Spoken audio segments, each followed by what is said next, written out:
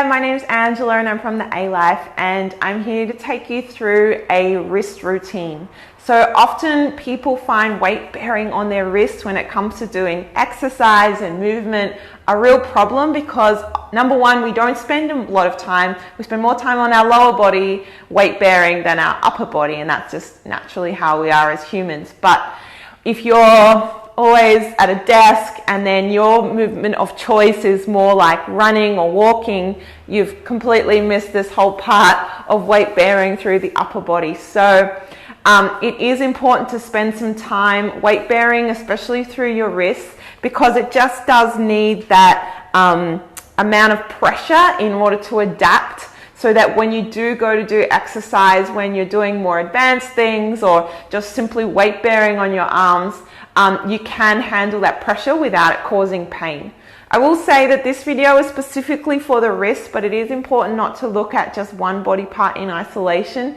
It is very important that when thinking about weight bearing through the upper body, you're also looking at the whole arm stability, the scapulas, the shoulder girdle, and really improving your stability in the whole upper body here. But this video is just going to be a little wrist routine that you can do regularly to just start to build up getting used to pressure coming through the wrist joint.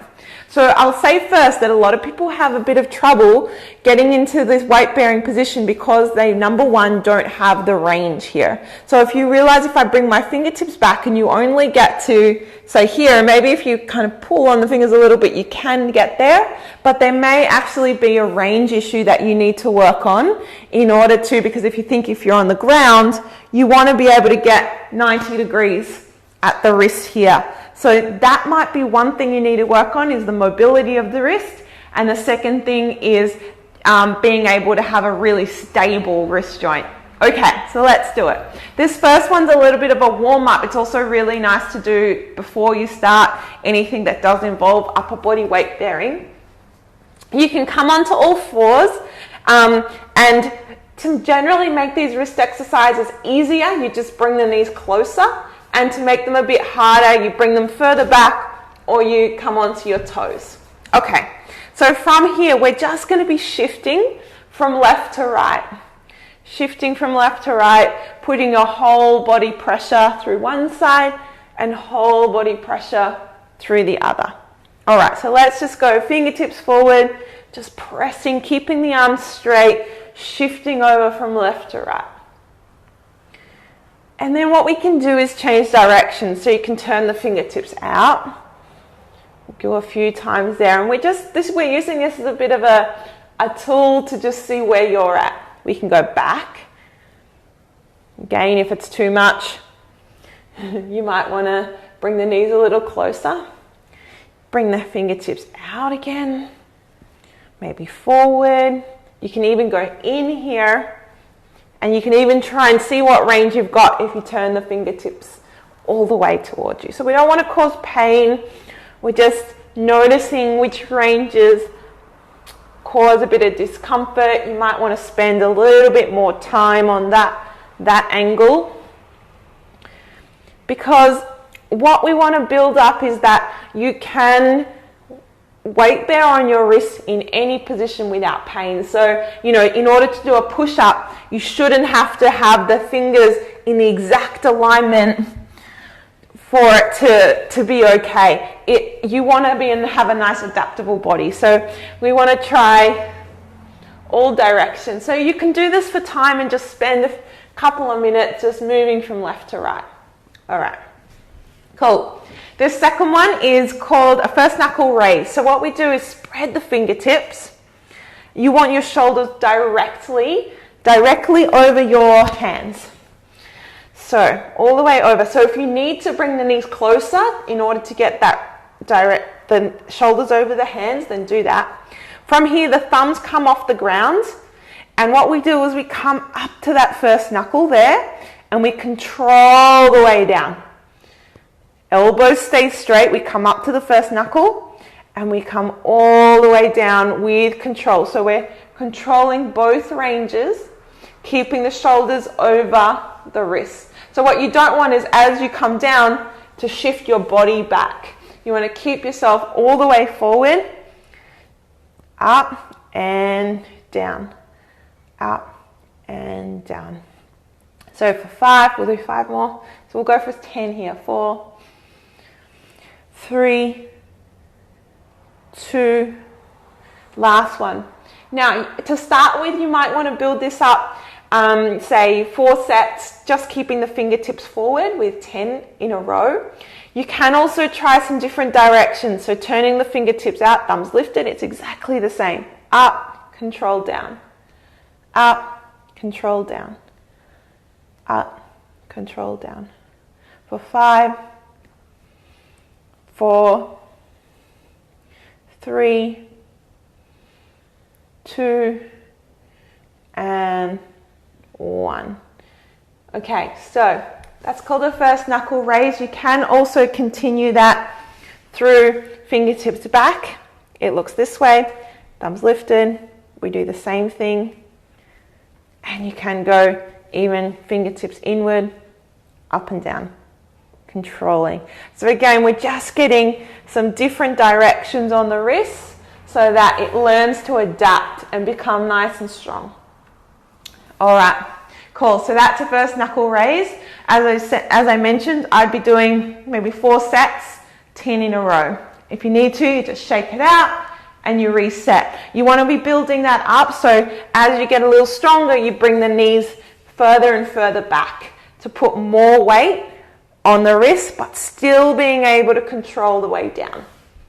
All right, this third one is we're going to work on the flexibility, so a little bit more of a stretch through your forearms. So for this one, what we're going to do is bring the fingertips back towards you, get a little stretch through the forearms, and you can bring the knees quite close. So what we might do is work on one side at a time, just so that you can notice the difference between left or right. So this first one, you're going to bend the elbows back towards your thigh and peel off the ground. So everything can peel off, even the knuckles here, but you want the fingertips to stay back down. So we'll peel back again, and we'll go back and peel back down.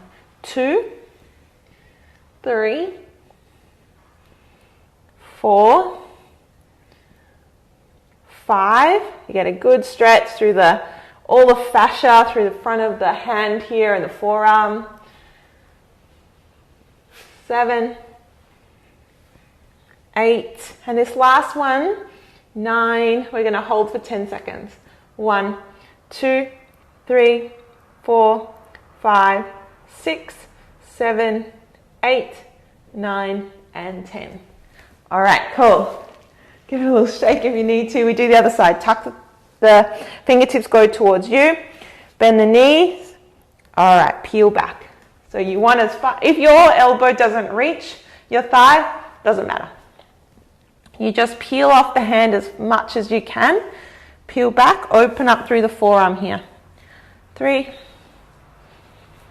4, 5, 6, 7, 8, 9. Last one we hold, 10 seconds. 10, 9, 8, 7, 6, 5, 4, 3, 2, and 1.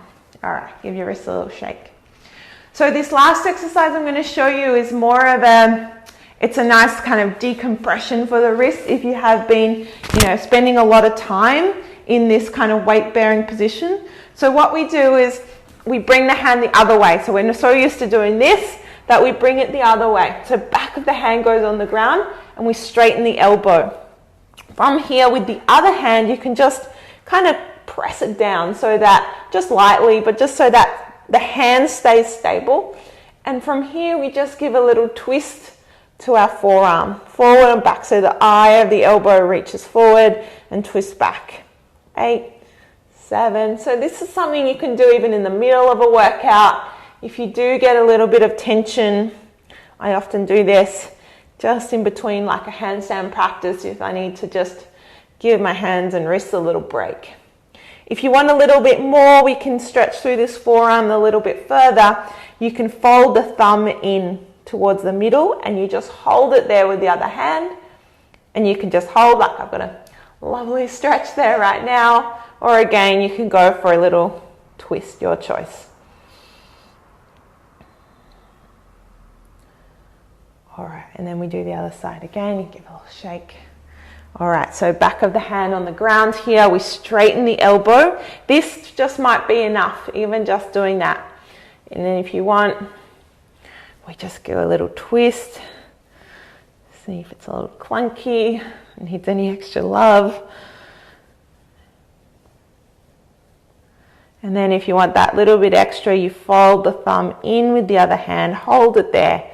And you might just want to chill here, or you can go for a bit of a twist, but go slow enough that you can check in. We don't want to cause pain.